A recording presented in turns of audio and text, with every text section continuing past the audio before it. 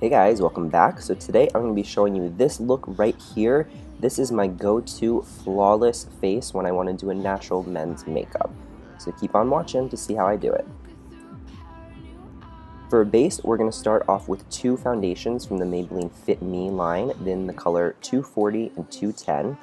I'm taking 240 mainly on the perimeter of my face where I want it to be a little more bronzed and darker, and then taking 210 on the center of my face.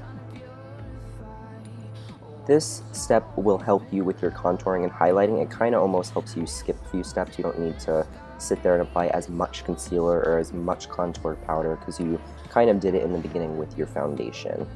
And you want to blend that in with any kabuki brush or sponge, whatever. You can use any brush that you want, or your hands, anything that you want.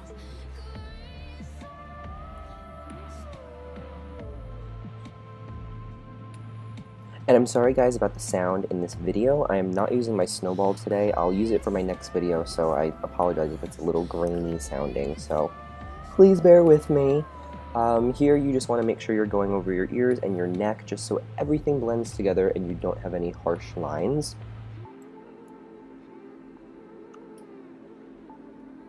For under eye concealer and highlighting, I'm using the Maybelline Fit Me concealer in the color 20 Sand, or the medium color. And if you're a guy, you really want to only place it kind of at the very bottom of your cheek or under eye area and then blend upwards. You don't want to place concealer right next to your waterline. And see right how I'm doing it right there. You want to keep it low and blend upwards. You don't want to start your concealer high, because for men, you generally don't want a super stark bright area under the eye because it's not as natural. Women, that's fine, so if you're a girl watching this tutorial, you can bring your concealer up as high as you want. But if you're a guy, try to keep it lower and blend upwards using as little product as possible. As I was gibber-gabbering away, I just skipped doing my chin, so just put a small amount of concealer on your chin and blend it out just so you make it look pointier and more narrow. It brings a lot of attention there, and it also balances out your face. And then you want to take a little more concealer and put it under your cheekbone and blend that out really well so you have no harsh lines. And you generally want to use your ring finger for that and the entire length of your ring finger, so it helps you blur out those lines. Depending on your nose shape, you may not need to contour. If you have a really skinny nose, you probably can skip this step, but I do not, so I am going to highlight the bridge of my nose to make it look higher. And now that we've finished highlighting and contouring with the cream products, I'm going to blend everything together with a beauty blender. You can skip this step if you don't have a beauty blender, but if you do, I highly recommend you doing it. This will blend everything together and push it into the skin, making it look seamless and just like your skin, and it gives an airbrush effect. If you don't have a beauty blender, you can use any damp cosmetic sponge and you get the same effect. The beauty blender is definitely more convenient because it's bouncy and it keeps its shape, whereas a cosmetic sponge will kind of shrink, but you can achieve the same effect if you have patience. To set everything now, I'm using the Gold Sephora 24 karat powder brush from the Goldmine set and Coty Airspun translucent powder, and I'm just putting that all over the face in a light layer. You don't want to use a lot of this because then you'll get cakey. And I'm focusing on this mainly in the T-zone, so on my nose, chin, and under eye area, because that's where I get the oiliest during the day, so that's where I'm putting the most powder, and I'm kind of avoiding the cheeks because I don't need it there as much. To brighten the under eye area and further set the areas where we applied concealer, I am using the MAC CC Prep and Prime powder in the banana yellow color, and an angled kabuki brush from the Bespoke brush set that I reviewed, and I'll have a link for the video down below.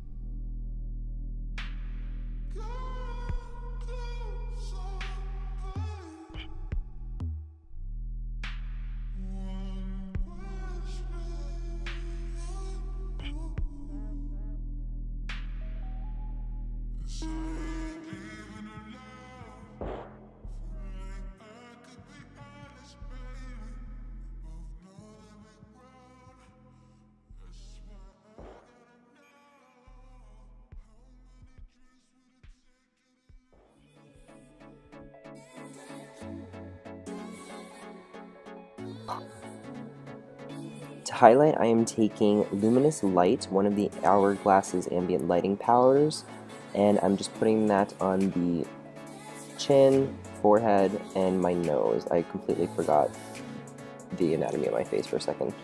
I'm really out of it, guys, I'm sorry. And then you're going to blend everything away with your Beauty Blender again, or your sponge, and yeah, so that is the finished face pretty much, and we're going to now move on to the brows. I'm just combing them out with any spoolie, and then I'm going to fill them in with the Sigma Brow Powder Duo in the dark color, shown here. Sorry, I'm a little out of focus. And whenever I use this product, I always combine the two colors, so I put my brush in the middle, and that's where it's the most dented. I like to start at the outer portion of my brow, working on the arch and the tail.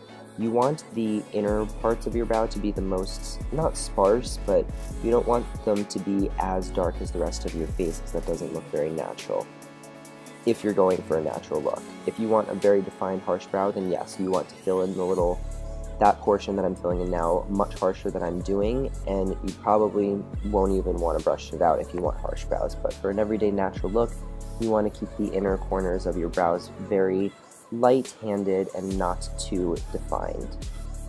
And I'll speed through the other brow for you. This is my left brow, so this one is generally in a better shape because I can see it better in the mirror, and I don't have to do as much to it.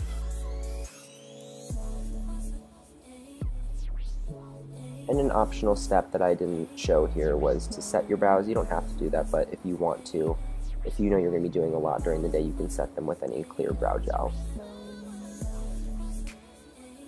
I am now curling my lashes with the amazing S curler from Shu Uemura. It is my favorite lash curler of life. It gives the most perfect fluttery lashes, as you can see there. It is just, oh my god, I can't.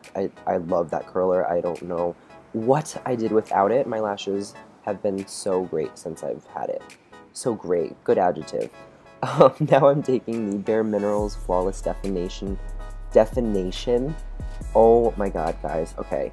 Flawless Definition Mascara. Should we just start over? I don't know. I don't know why you guys watch my videos. Anyway, we're just going to coat the lashes with the Flawless Definition Mascara from Bare Minerals, but you can use any mascara. And I did wipe off the wand first because I'm going for a very natural effect, and I want to be able to use lots of coats without any clumping. And I'm going to have to figure out a mascara filming situation because I am forever out of frame when I film this. Look, look, oh my god. See, this mascara, when you wipe it off, is beautiful. And to tightline, I'm using the Marc Jacobs Blacker Marker. No, not Blacker Marker. I don't know what it's called. I have no idea what this thing is called. They only have one felt tip liner from his line, so it's the Marc Jacobs felt tip liner, if you want to look it up. But I'll have the link in the description bar anyway.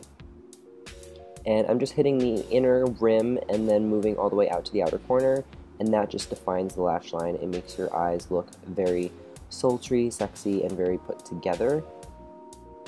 And I thought I'd include my hair today, so I am putting in the Beauty Protect and Oil Argan Oil. This stuff smells, I can't even describe it. It is the best smelling thing in the world. It smells like vanilla, and that's it. Just straight vanilla. It's delicious. And now I am setting my hair, spraying it at the roots, moving from the back forward with sections of my hair with the Sebastian Zero Gravity Professional Hairspray. This stuff is amazing. It has phenomenal hold, but it feels like there is not a single thing in your hair. And this is the final look. So guys, I hope you enjoyed. This look is not a short one. You're going to be sitting at your vanity for quite a while, but it is my go-to flawless face. I love the effect. It is very sculpted, but very natural and dewy. And yeah, if you try this out, please let me know, and I will catch you guys next time. Thank you so much for watching. I hope you all have a great holiday, and I'll see you then. Bye.